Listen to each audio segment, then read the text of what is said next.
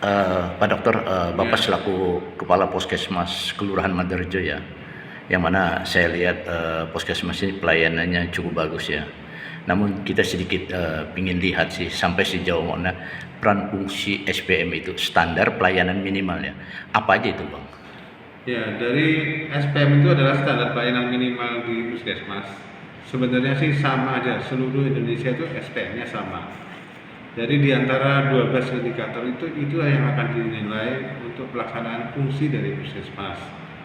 Mulai dari ibu melahirkan, pelayanan ibu melahirkan, pelayanan balita, pelayanan gizi, pelayanan penyakit menular, penyakit TB, penyakit HIV, sampai dengan penyakit orang gangguan jiwa. Gitu. Nah, kalau kita bicara itu kan topoksinya ya SPM dalam pelayanan standar minimal tadi ya. Namun sedikit Pak Dokter, kita di sini juga kan kita mulai diadakan semacam vaksin booster keempat ya. Nah, sampai saat ini bagaimana Puskesmas itu sendiri?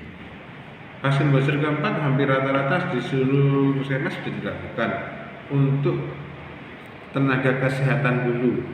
Booster kedua adalah terutama yang dilakukan sekarang adalah untuk tenaga kesehatan.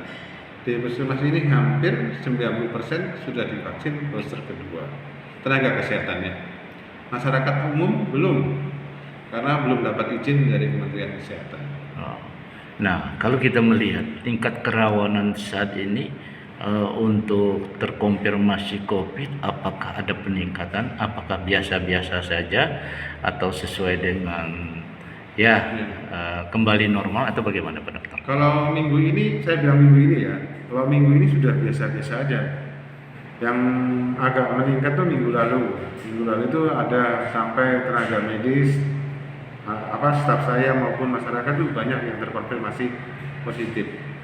Tapi gejalanya ringan saja, tidak ada yang sampai harus masuk rumah sakit. Yang dinilai itu kan perlu, yang nilai itu yang masuk rumah sakit itu yang berat tuh lebih banyak apa enggak? Itu yang menjadi perhatian.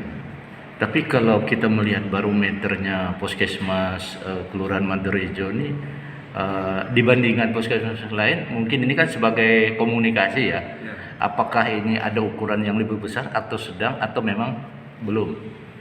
Sedang mungkin ya. Ya, ukurannya sih peningkatan kasusnya banyak minggu lalu.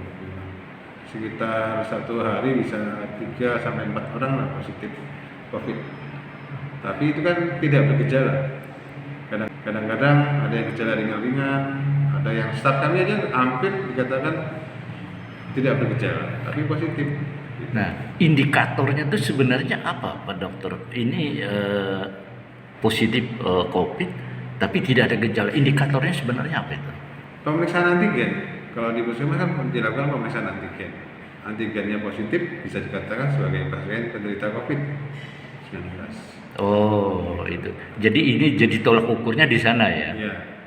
Selain Kalau ada pasien poli yang berobat di Puskesmas Madorejo yang menderita batuk pilek, akan kami lakukan tes antigen.